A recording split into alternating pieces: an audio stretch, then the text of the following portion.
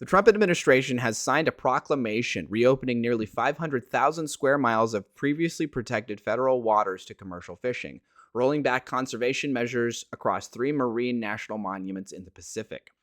The move revokes protections in the Mau and Humalu zones of, I'm not even going to try and pronounce that. All right, I'll give it a go. Papahanaumokuakea Marine National Monument, the Islands Unit of the Mariana Trench Marine National Monument, and the Rose Atoll Marine National Monument, areas established to safeguard some of the most ecologically sensitive and culturally significant ocean habitats under U.S. jurisdiction. This fits perfectly in line with Trump's ethos, right? He's famously been like a building developer for a long time, right? A real estate mogul or whatever, right? There's videos of him in Senate hearings back in like the 80s and 90s railing against like restrictions around the use of asbestos or like building code regulations or like environmental protection regulations that make building certain buildings in certain places difficult. He's long been against environmental protections, I'd say, just in general. And as I said, a lot of it probably comes from his background as like a real estate developer or whatever. That has always been sort of a hurdle that he's dealt with for a long time. And so he doesn't see it as a necessary good thing. He sees it as just like a burden for people like him to make more money, to potentially be more successful in the business realm or whatever. This also aligns with a story I covered last year where he opened like thousands of acres or tens of thousands of acres or square miles or whatever of national forests to logging that were previously protected. He doesn't seem very interested in environmental protections.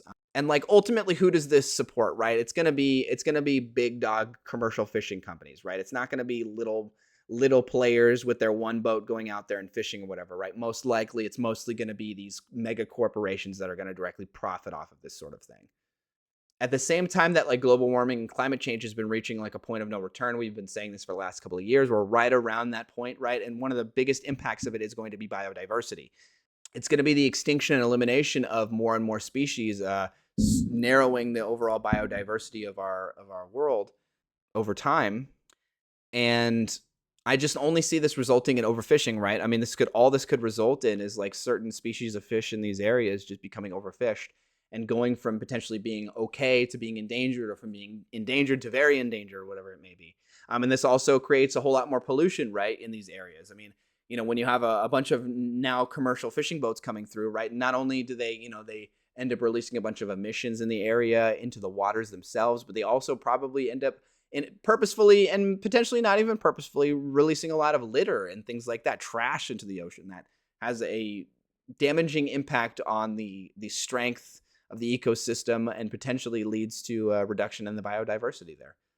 And also considering that, like, it sounds like some of this is like in Hawaii, like the Humalua Papa blah blah blah blah place that sounds Hawaiian, that sounds like it has some connection to like the Hawaiian native population or whatever, and it likely has some sort of special like sentimental, religious, cultural value those areas, those waters may have, and should be preserved in that sort of way, I would think, right? We have plenty of other places in the world that we can do our commercial fishing, right? We're not in shortage of fish worldwide by any stretch of the imagination. There's plenty of other sources that we can get them from.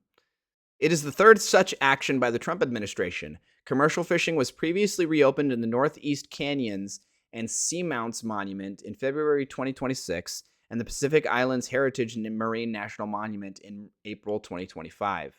A federal court has since ruled that commercial fishing cannot legally continue in the Pacific Islands Heritage Monument, and a separate legal challenge arguing that the president has no authority to abolish or diminish national monuments established by a prior president is currently underway.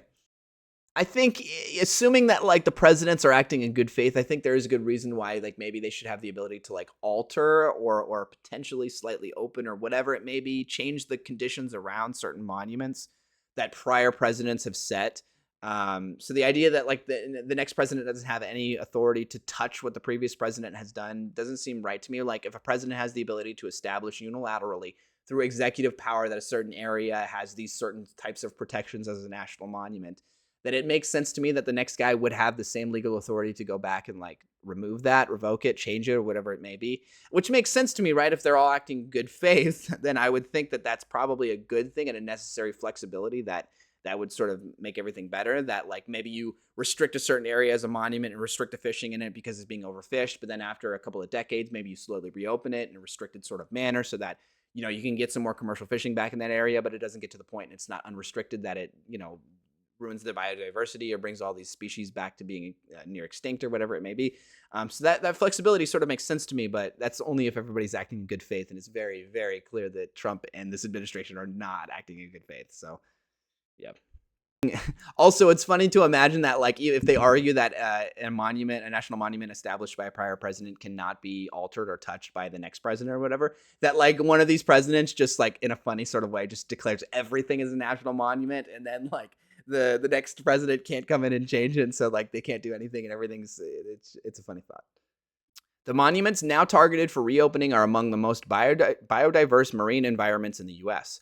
I'm not saying that again. I'm just going to call it Papaha.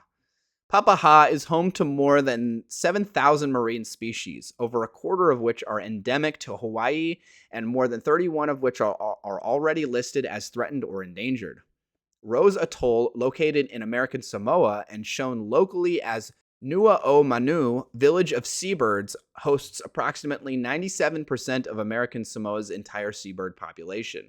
The Mariana Trench Marine National Monument encompasses nearly 250,000 square kilometers of federal waters, including the deepest undersea ecosystem on the planet.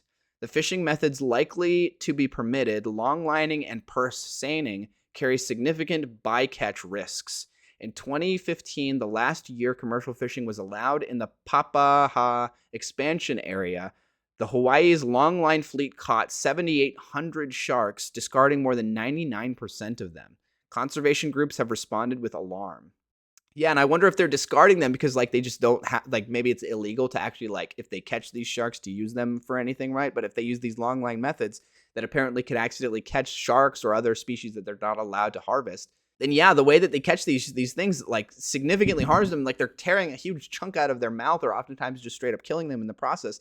So like, yeah, it's just a big waste. It's just killing a bunch of marine wildlife for no reason and hurting their numbers for species that potentially could be already in danger or whatever. Because like obviously, the long line, I'm assuming it's pretty self-explanatory, right? It's just like it's a long line. It's like a big fishing pole with a line that goes way, way down there. That it's indiscriminate, that it just catches whatever it catches. It can't decide, the long line, it can't be a smart long line and be like, oh, that species endangered, don't come over here. We're not going to catch you, but we're going to catch you. The one this barracuda that we're trying to catch, whatever, right? That's not how it works, obviously.